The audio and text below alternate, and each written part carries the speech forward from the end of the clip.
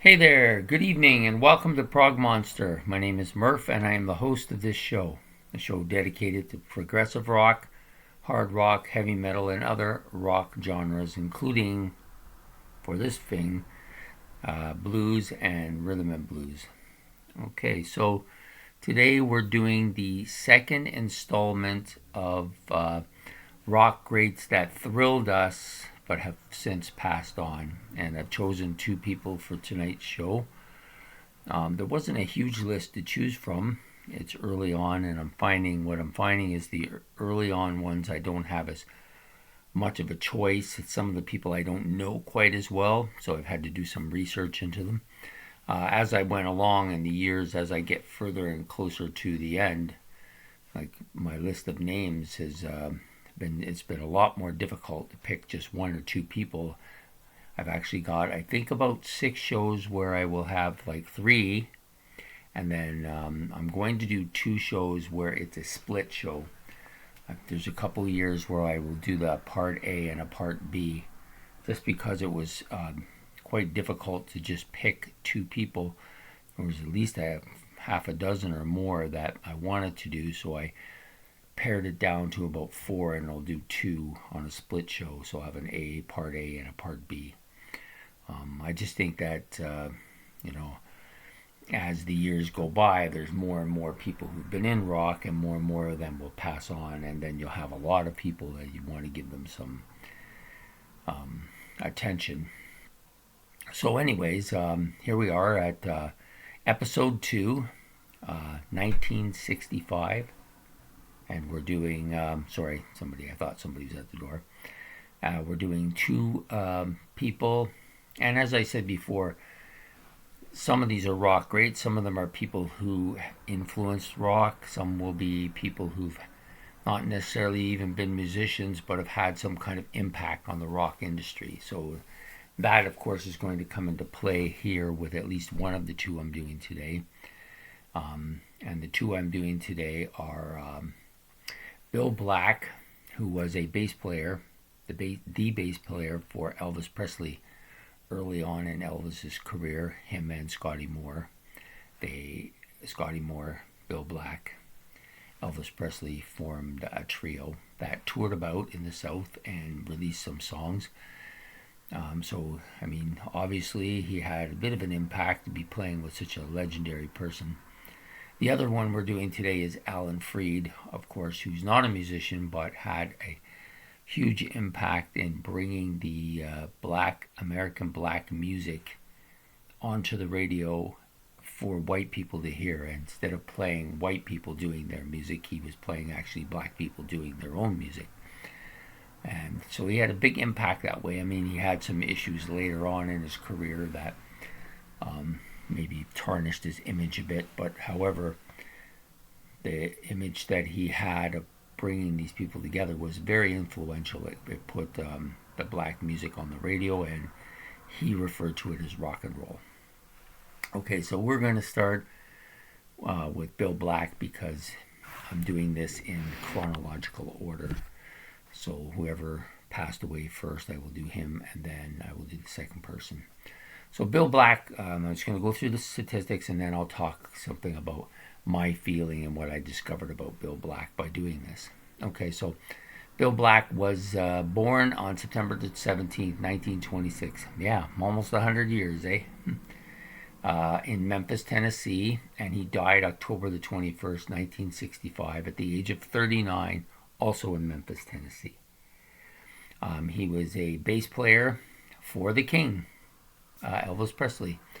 Mostly played that acoustic bass, and you'll hear this in a lot of the tracks, like doom doom doom doom doom doom doom doom doom doom doom. He was famous for that, and he had that kind of rock and rockabilly style that suited the Elvis Presley kind of, Elvis Presley's music was considered, in that time frame, was considered a white man doing black music, and he had all of the mannerisms and the voice and everything. So anyways, Bill was active from 1954 to 1965 upon his death. His father was William Patton I think it's Patton Jr. I can't remember. No, sorry, William Patton Black. I don't know what I'm thinking. I'm thinking of something else completely. Anyways, his siblings and his children weren't really mentioned. They weren't really impactful in the story that I'm telling, so I'm not going to bring them up.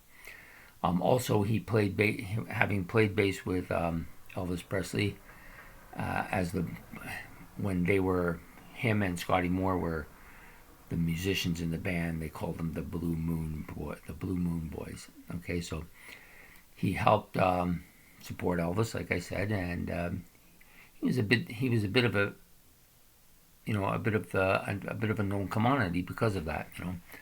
So, anyways, they toured in the South and they recorded some songs that put Elvis on the map. And he was of course, the bass was more prominent in the music. You could hear it quite readily. So this was his impact in he toured, and eventually there was when they had the original band of backup musicians for Elvis. Him and Scotty kind of left the band at first because there was a bit of a jealousy situation between him and the other members of the band. And eventually Elvis just took just those two, and they toured about and for about 15 months, and then they went on their way. So Bill Black,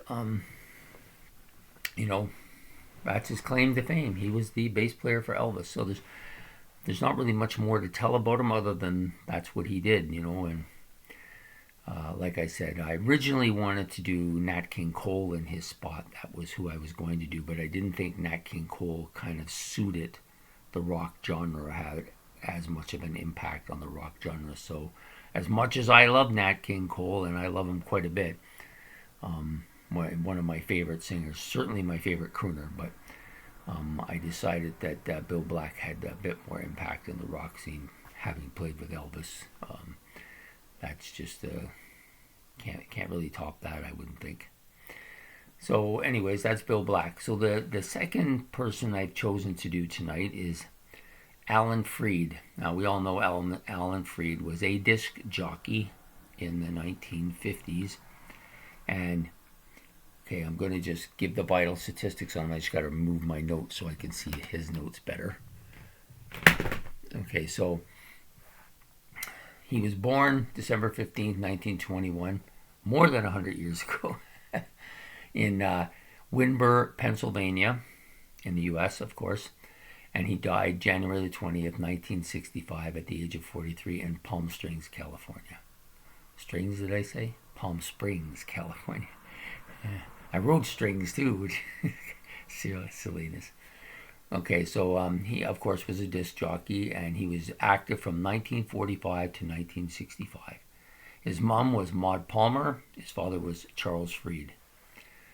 Siblings weren't really mentioned. I didn't read too much about them, and he had 4 children, and he was married 3 times. Stayed with his last wife till his death. Okay.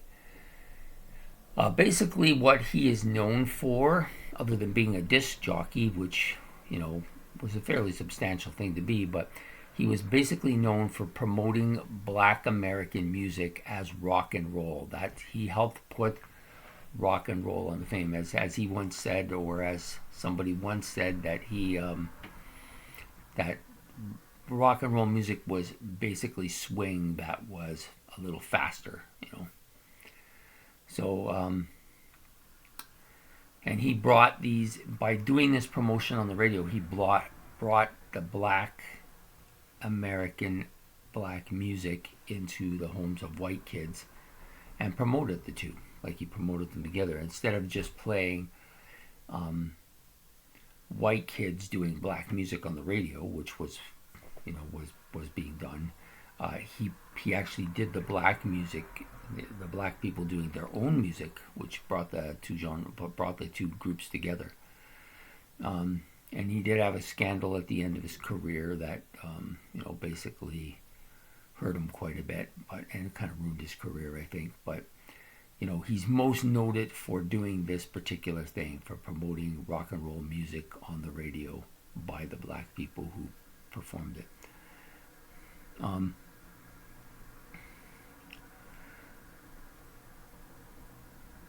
what was I going to say? So anyways, having done this, this is what his claim to fame was. And this, of course, happened in the 50s, primarily right up until his death in the 60s. I don't think the last few years he actually did any of that. He was kind of limited to his capacity. I guess part of the problem he had was so they didn't want to trust him with that anymore. So anyway, so Alan Freed, one of the first influential people to support rock and roll and put it on the map. These people in the early days were very important, or rock and roll would never have gotten off of the ground, and then we wouldn't have some of the great stuff that we have today. So that's it. It's not much of a show today, but I'm not as familiar with the two guys I did today, but I did know a little bit about each, and that's why I chose them. So tomorrow, or not tomorrow, on Friday we'll be doing another episode of this, episode 3, which will be 1966, and I've chosen a couple more people. And as I get towards the end of the 60s and the beginning of the 70s, I'll begin to get some more well-known people that I'm actually a lot more familiar with, and I'll be able to give a little bit more of a personal feeling about it. So I hope you enjoyed this episode anyways. And if you did, please like and subscribe. And this is going to be going on for a little bit longer than I thought. I originally had figured 58 years because it's 1964 to 2022. So 58 years would be 116 days because of the 2-day thing. But now, because I've decided to split a couple of years and do an A part and a B part, it'll actually go to about 120, which is like 4 months. So it's going to take a bit of time to go through it. In no hurry. I think it's going to be a very enjoyable thing. And the big thing about doing this is I get to look and read some biographies and research a little bit on some of these people that I did not know very much about. Some of them I knew quite a bit about. Some I knew some of their music, and had listened to them, but didn't know much about them personally. So it's going to be an adventure for me, and I hope an adventure for you as well. So I hope you enjoyed this episode, and we'll be back again Friday with another episode. So you have a good night and enjoy yourself. Prog Monster out. Bye.